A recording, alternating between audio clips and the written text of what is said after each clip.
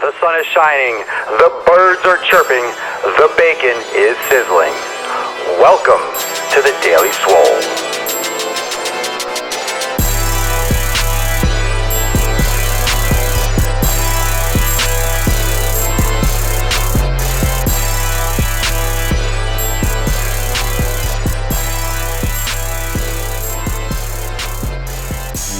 Welcome everyone to episode 91 of the Daily Mother. Spit on it. Swole, number 91. Holy balls, 91, and it's Flex Friday. It's a great day. There we go. Sassy McTits is on Busker. So I'm going triple live today. I hope the Facebook live feed turns out. I decided to go for it again. I used to try Facebook Live, but we're going to go triple today. So Periscope, Busker, Facebook Live, YouTube, SoundCloud, iTunes, Stitcher, maybe the moon, maybe Mars. Let's get started. Okay, today is a prison discussion. Prison discussion is called Who Dropped the Bomb? Who Dropped the Bomb? It's just popped into my head, and I'm like, this is the perfect thing to talk about. Who Dropped the Pump is really all about the differences of hypertrophy. You know, what happens, what occurs during a workout, what actually goes down with your body in terms of, you know, when you're lifting weights, that feeling of engorgement, that feeling of swelling, that feeling of tightness in the actual muscle bellies. The pump. If you've watched Pumping Iron, you know Arnold's like, the pump is like coming, you know? It's like I'm coming day and night. That's fantastic, you know? The pump in your biceps, it feels like your arm's going to explode. That's what we're talking about. We're talking about that tight feeling that people love to feel in the gym, especially guys. I shouldn't say that. Guys and girls. If you like to, it's like blowing ear into the muscles. Yeah, Tommy, good. Dude, yeah, you perfect one that you showed up for, man. When you are lifting heavy, when you're lifting heavy weights, even sometimes when you're lifting lighter, when you're getting that pump, when you're activating the sympathetic nervous system, you're flushing blood into the muscles. This is beneficial for a few reasons. You're absolutely swelling the muscles with nutrients, with glycogen, with glucose. You're giving the body localized fuel to replenish ATP. You are pretty much prepping the body for that rep, for future repetitions. It's that fight or flight mechanism. No audio. Yeah, that's the whole audio problem on Facebook Live is the classic Facebook Live problem. So I guess I'll just cut the feed, I suppose. And I don't know what is going on with Facebook Live, so I'll finish it. Yeah, Facebook Live is just, God, can I buy a vowel with Facebook Live? Does anyone else have those problems with audio on Facebook Live? Anyway, let's keep going. So the sympathetic nervous system, you have sympathetic and parasympathetic nervous systems. When you are activating your sympathetic, when you are starting to lift weights, when you are stimulating your fight or flight mechanism, let's say you're fighting a dragon, you're wrestling a bear, you are in danger, you're going to war, your body will increase heart rate, it'll increase respiratory rate, it'll increase blood flow to the muscles. It takes away blood from things like the urinary system, digestive system. That's why you might cramp up if you're swimming or doing an activity if you eat too soon because you have food in your stomach, and your body stops digesting pretty much because it has to focus on lifting weights. Also, why when you are working out, you generally don't have to go to the bathroom, and then all of a sudden after you stop 15 or 20 minutes later when you're on your way home driving the car, all of a sudden you got to piss like crazy. It's because your body's coming back out of that sympathetic, that elevated, that amped up state, and it's coming back to a nice, normal, calm situation, so to speak. The housekeeping, the urinary, the going to the bathroom, just, you know, recovering from exercise. Your body is actually repairing and coming back down to a normal level. So that being said, let me just turn the Facebook Live thing off. That being said, you have two things. You have transient and you have chronic hypertrophy. That transient hypertrophy is that large look. Like when you see me working out live here on Periscope, which I'm doing today, I'm doing arms today, just so and everyone knows live. Subscribe to me on Periscope. I am going to be live pumping. Who Dropped the Pump? I am going to be... You know, you ever have those days when you know you're going to get absolutely fucking huge? Like, you know you're going to have a good workout. It's not even like, oh, I hope I have a good workout today. No, I am going to lift, and I am going to look like I am taking Deca, Winstrol, Tremble. I'm going to look like I am taking everything, okay? I'm not talking about one. I'm going to look like I not only taking everything, I just ate everything in the car and just injected 30 needles on the way to the gym. That's what I'm going to look like. I don't take anabolics, but that's what it's going to look like I'm doing. I am going to be so huge today. I'm so amped. It's just a great weekend in general. So that transient hypertrophy feeling, that swelling of the muscles, that is what people really hunt in the gym. That's what people are going after. That's flushing the muscles full of nutrients, full of oxygen, full of creatine, full of those supplements you're taking, but also all those little micronutrients, and also it's clearing out the lactate. It's just helping flush the muscles and giving them the ability to perform your activity. Simply put, that doesn't last, unfortunately. One of the classic ways to tell when someone is taking something like an anabolic is that they look pumped all the time. You've seen some of these bodybuilders, they just look jacked. I'm not just jacked, and I'm not just talking about like me, like I look big, all the time because I am big. I'm natural, but I'm big. Those guys that are taking, they look like they literally just like walked out of the gym all the time. You know what I'm saying? Like the huge veins, they look like they are literally pumped. Okay, even when they're dieting, yeah, because when you're dieting, and that's another thing, when you're dieting, when you're doing like hardcore carb restriction, you're not pumped. Anyone who's done a low carb diet, you don't have like full pumps. You're flat as hell. That's when you guys are, when people are taking the sauce because they're still full and they're looking huge when they're like on no carbs. It doesn't happen naturally. It doesn't happen because hormone levels drop and there's no sugar store. It's obvious. But that pump look outside the gym. So you don't have that pump all the time.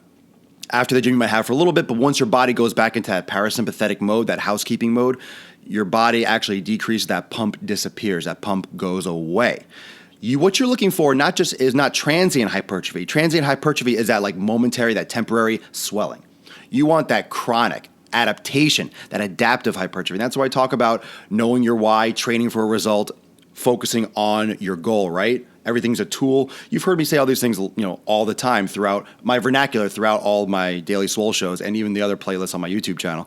You've heard me talk about that adaptation, training for a result. Yeah, on Busker, how to keep veins in the arms. You have to be lean, but that's the whole point. If you're in the gym, you're going to get a huge pump. You know why you're getting a huge pump and your veins pop out? It's because you're flushing a lot of blood to the muscles, and your veins are swelling because your body is returning blood back to the heart, and there's so much blood in the muscle that is pushing the veins to the surface because you have very little body fat. If you have more body fat, you might not see the veins as much. What about those pump products? Okay, let's talk about supplements a little bit. Now that we're talking about creating that plastic change, that adaptation, those pump products are generally nitric oxide based, things that might be a precursor to nitric oxide in the body or might help increase vasodilation. What that means is relaxes. It's supposed to cause, or they are supposed to cause, a relaxed state in the blood vessels that will cause or allow more blood to flow through. Okay, some of them work better than others. Again, it depends on what you're taking, your genetics. It depends on the quality of what you're taking and how much of what you're taking. A lot of times they'll do a study, and these studies there's not a lot. There's a lot of money in the supplement industry, don't get me wrong, but there's not a lot of money in some of these products. You don't see a lot of these. You have a lot of money in pharmaceuticals. Okay, and I'm not saying the supplement industry isn't a huge industry. It is, but I'm talking about the actual testing, because don't forget, with supplements, they can put whatever they want in their supplements. It's up to you to do the research. It's up to you, right? There's no, on the back it says the FDA has not, approved or checked or tested, blah, blah, blah. So they don't have to do research on these things. That's scary enough, isn't it? They don't have to do research on it. They're not required to put it in the product. So if they're not required to do research, there's not a lot of money in that research. There's not a lot of money in citrulline malate, but there is in these hardcore drugs that they're getting billions of dollars for. My boss's son, yeah, it's a very competitive industry, but it's a very big industry. There's no regulation. And that's the problem, because a lot of people buy products that don't have the quality of the ingredients they think they have. They might not be, really pure. There's some supplements out there. Remember that whole article, like of a Target, a Walmart, all these vitamins that had like sawdust, or, they're buying like, these green, pill products, and there was actually none of that stuff actually in there. It was all just it was like a lot of, you're not getting the value. So unless you have money to buy a product and then go get it tested, it's hard to say what you're actually getting. So you have to actually really do your research, get a quality product, and then you could probably get some benefit. Here's the other thing. Sometimes these supplements are being tested, okay? They might test it. Let's say they test a vasodilation product, like a pump product, on cyclists, right? They might do a study where they test it on these cyclists, which first off, they're elite athletes. So that doesn't necessarily work to translate over to the average individual. Also, what's going on is they might be using, let's say, 6 grams of the product and be like, wow, it increased muscle pump and strength by 10%. That's pretty cool, right? If you can get something that can increase your strength, right, over the counter and it's safe, that'd be cool, right? The problem is, in the study that they might use to promote their product, the supplement company, they're going to use that and be like, oh, this study showed, it's proven to pump, to pump up your muscles, give you more strength, blah, blah, blah. But the study used 6 grams of that product in a certain way. Maybe the cyclists, which were elite athletes, didn't eat for X amount of hours before. They took it and they did a certain amount of sets here, a certain amount of sets here. They did a certain way, a certain pattern, and they tested it. There's other factors too, because sometimes these athletes aren't monitored when they leave here. Who knows what else they're eating? You never know. I mean, it's hard to, and these studies, like I said, might not necessarily be that well funded, or the population size or the sample size. They might use it on 12 cyclists.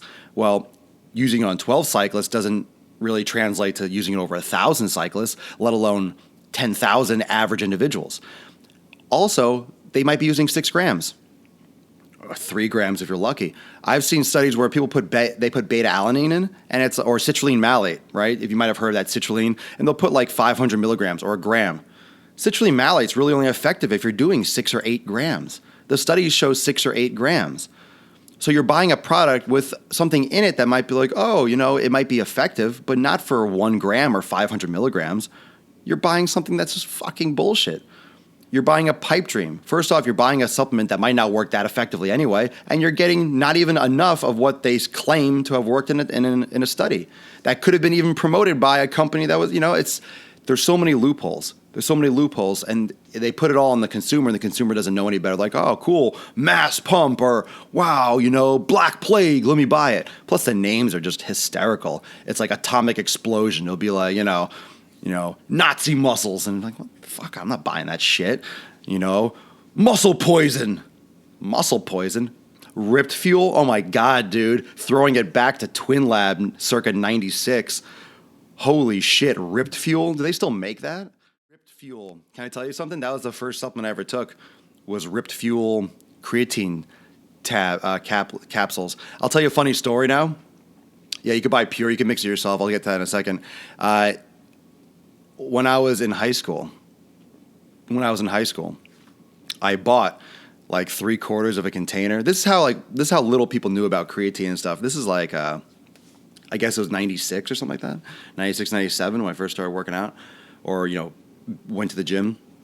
I bought it was like maybe 75 or 80% full from a friend. He had Ripped Fuel, and I bought it, and I kept it like hidden away in my room. Like it was, as if it was like a drug or something, so no one would find it. It was creatine capsules. Now it's like, God, creatine's nothing. It's so, but no one knew about that. No one knew no one really knew. It wasn't mainstream enough, supplementation. The internet wasn't really out there, so people didn't have easy access to, oh, is creatine good for you? They didn't have all these websites with all that information on it, Now it's obviously not a dangerous thing to take by any means. And there's so many. Creatine is one of the most studied. That and caffeine are probably the most studied. They used to say you had to load it. Yeah, remember, was it Celtec? Yeah, that product Celtec. I know it's getting to a little supplement conversation, but Celtec used to be, you had to take 5 scoops or whatever. But when you looked at the sugar that they said you had to take with the creatine, people were like, oh man, I'm getting huge on Celtec. Because you're getting like 200 or 300 grams of sugar when you were loading it for a week, and then you're getting like another 100 grams a day or 200 grams a day every day when you took the Celtec. Yeah, you're gaining size because you're getting calories, you're drinking sugar. So that was one of those things that's kind of funny about advertising. Many are ephedra-free. Yeah, ephedra got a bad rap. A lot of things get a bad reputation, probably because pharmaceutical companies, bigger ones, want to use it and patent it. So they're like, oh, make it illegal, pretend someone died. I kind of believe sometimes in all those conspiracy things, because when they ban something that's over the counter that's really not that bad, that millions of people take, have no problems, and one person has a heart attack, it's like, Really? That's you're going to ban it now? It's like steroids in baseball where they brought it to the government. That was a cover up for something was going on. What a distraction. Who cares who takes juice in the major leagues? Who really cared? Baseball was finally interesting for once to watch. And they made a big scapegoat, witch hunt over that stuff. So they always did that. They did that in the 70s or 80s, whatever it was, 70s with fat, when they ran fat out of food, and then high sugar went in, and the government subsidized corn production and made trillions off high fructose corn syrup. And, they run 1,3-dimethyl. They scapegoat everything. They scapegoat everything, and they run things out of town. They'll ban it, and then here's the thing: whenever the government or something's banning something, someone's getting filthy rich. Just understand that someone has someone's finger up someone's butt, and they are getting fucking loaded. When they got rid of fat, can you imagine? Can you imagine how much money, the corn subsidization in this country, just money just rolling in high fructose corn syrup dollar bills, y'all. So I couldn't keep a pump doing chest and back yesterday. Well, pump, here's the thing. Pump has to do with nutrition, has to do with sleep, has to do with hydration. You're not always going to have a sick pump. You're not always going to be motivated, not always going to be amped up. My point is chase the pump, man. And ladies, chase the pump. Who dropped the pump? If someone dropped the pump, pick it up. It's like blowing air into the muscles. It feels fantastic. Chase the pump. If you're going after the pump, you're doing something right. You're lifting heavy. You're lifting hard. Don't count reps. Don't count sets. Lift heavy. Lift hard. Fucking do work. Do work. I don't care what you do. I don't care if you want to do cardio training. I don't care if you want to do aerobic. You have to absolutely crush it. Absolutely crush it. Whatever you're doing, you could look online. You could look up generic weightlifting programs. You can create your own. Half the people in the gym, I don't care where they are. I know they're reading programs from somewhere, they're doing something. They are not working hard enough. I don't care what you're doing. 99.9% of the people in the gym, no matter what they choose to do, half the shit that you could choose to do in the gym, like if you pick a random program off the internet, it'll work. If you do it consistently and if you push it to the limit. It'll work. People aren't consistent and they don't train hard enough. It's simple. It's absolutely fucking simple. I don't care what you do. If you want to run, you better try. You can get better at all these things. You can get better at weightlifting, lift harder, push yourself harder, go to failure. Keep it simple. Don't count reps, don't count sets, pick a heavy weight, push yourself, lower reps, and go until you can't lift anymore. Lift heavy, eat well, sleep well, drink well. Boom, done. It's not as hard, it's not as complicated as people think. It can be, but the basics are simple. I'm not talking about the higher end. Here's the other issue. The supplement company it suckers a lot of people. Is the shake good or bad? What shake? Like a protein shake? It's preference. I don't drink any of those. The supplement company preys on people that don't know what they're doing. I'm not saying that anyone that buys a supplement doesn't know what they're doing. What I'm saying is they say, oh, take this, you'll get big. Take this, you'll get better. Take this, the shake at the end of the rep. Oh, you mean like when you're vibrating, yeah, that's great. That's great. That means your stabilizers are fatigued. That means your muscles are just, losing functionality in a sense that they're overstimulated and they're completely drained and you're losing the stabilizer effect of those slow twitch fibers. The supplement companies will tell you that these things will help. So people come up to me, oh, I want to get big. What should I take? Well, what protein shake is good? Is creatine good for you? What about BCAAs? They're asking all the wrong questions. It's completely opposite. They're going for supplements before they're even looking at what they're eating and how they're training and how regularly they're working. Don't do supplements. You don't need them. Stop. Stop looking for a supplement that's going to help you get big. Stop looking for a supplement that's going to help you get stronger. Stop. Chase the pump. Work hard. This is getting a little bit off topic, but at the same time, it's not. Stop looking for something that's going to get you. Stop looking for a pill or a powder. I do a pre-workout because it gets me amped, and I go and I train, and I like it. I fucking like it. It's my life. I'll do what I want. But I'm doing the right things. It's helping me do the right things. A lot of people are doing these things thinking that's going to help them, and they're still doing all the wrong things. Their foundation is poor. It's shit. It's garbage. They're not training right. They're not eating right. They're not sleeping right. They're not drinking right. They're not stretching right. They're not doing anything right. Oh, what should I take? What should I take? Oh, what's going to help me get big? I want to get bigger bench. Is creatine good? Is glutamine good? Should I take this? Or what about a weight gainer? What about a weight gainer? Eat some more fucking eat more food. I'm eating a lot of food. I eat all the time. I eat so much. I just can't seem to gain weight. You're not eating enough. You're not eating enough. What do you want me to say? You want to suck down 1,000 grams of sugar in some nasty fucking weight gainer shake? If you've ever tried a weight gainer shake, they're disgusting because they're trying to make absolute like cornstarch taste good. It's like pure cornstarch, and it's disgusting. 90 grams of fiber, pasta, potatoes, and rice. Yeah, if you're eating 3,000 calories a day, you're not gaining weight, eat 4. If you eat 4,000 calories a day, you're not gaining weight, eat 5. You're eating 5,000 calories a day, you're not gaining weight, eat 6. It's not complicated. You got to eat more. You have to, and guess what? If you're eating more than you're used to, you're going to feel full. You're going to have to eat when you're full. You're going to have to eat when you don't feel like eating. You're going to have to eat because it's time to eat. If you want to bulk up, if you want to get big, that's how it has to happen. Take a couple questions. I lifted despite feeling tired last night, still felt strong. Like I said, you have to pay attention to your feelings. Your feelings aren't always going to relay exactly to how you feel. Your feelings are not accurate. Human beings, you have to know how to read your feelings. Sometimes you feel tired and you'll go and you'll have a fantastic workout. Sometimes you feel great, you'll go and you have a shitty workout. You can't always listen to how you feel. You have to understand how to interpret your feelings. That's why I talk about instinctual self-awareness. You have to know what you're feeling. You have to know what your feelings mean. You have to use your brain a little bit. Your feelings are going to go up and down with hormone levels. You have to know your body. You have to know your body. You have to know how your body reacts. You have to know how your body... you have to know what your body is telling you. Your body it's a language. If you know English, if you know Spanish, if you know French, if you know Hebrew, it doesn't matter what fucking language you speak. The language that you know is not the language that your body is speaking. You have to understand your body's language. Not body language, your body's language. Like what your feelings are, you have to understand what that means. Really, you have to translate it. Most people don't have the slightest clue.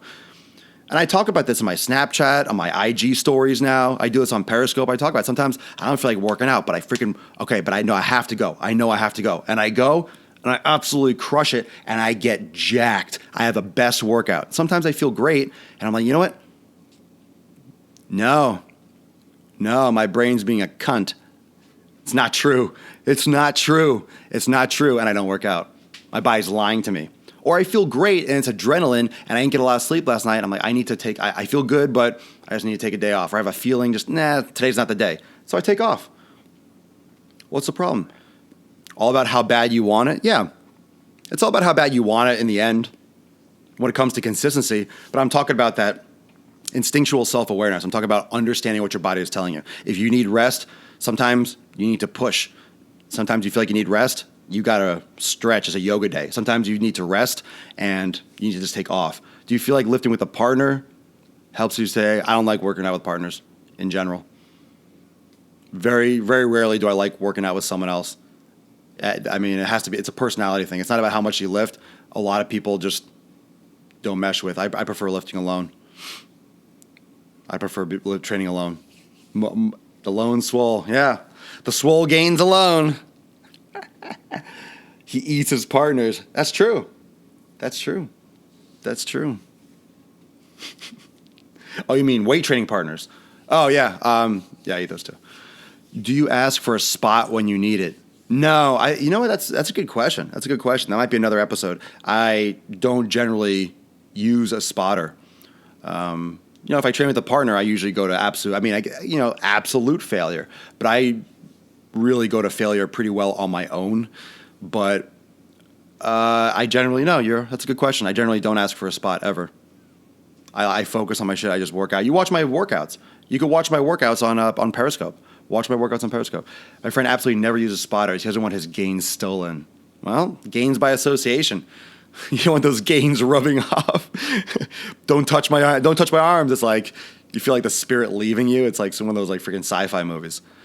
So I don't generally use a spotter. I'm not against it. I mean, spotters are great. If I work out with a partner, of course, we do spots and it's fantastic. But I generally don't I just generally don't interrupt my flow, my mental flow.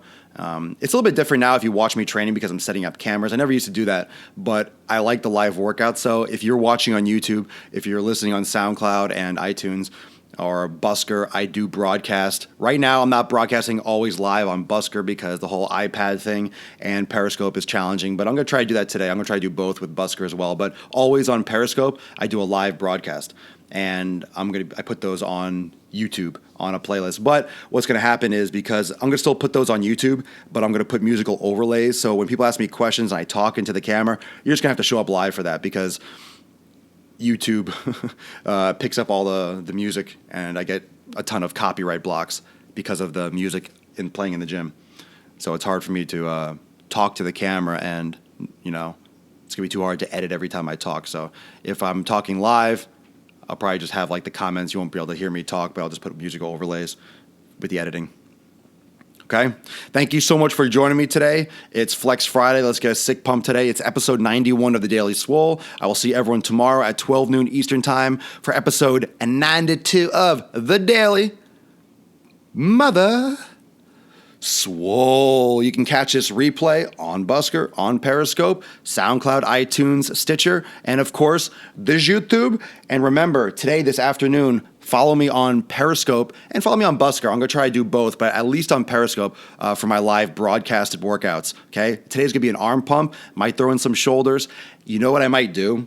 I might do today because I'm so freaking amped. I might even take requests. Sometimes I get amped. I'm like, who's going to, what exercise should I do next? We like that. One day you're going to say, Daily Father Swole. I'm the Father Swole. Father of over 600 children. Ooh. You see that? See that on Busker? There you go. There's Everest. Boop. Ooh, you hear that crack? Damn. Getting old. It's my birthday this weekend, so I'm getting old. I'm aging. But I'm aging well. Do I do shrugs? I did them last week or the week before. I did a few sets. Mount Swole. Who wants to climb the mountain? I got to be careful. I'm on Periscope. Somewhere trolls' ears went, mine. What did I do? I did some shrugs. I did some shrugs. Okay, so I'll stay for a few minutes after on Periscope and Busker, as usual, just to take a couple more questions. Thank you for joining me. I'll see you tomorrow at 12 noon Eastern Time live. Peace.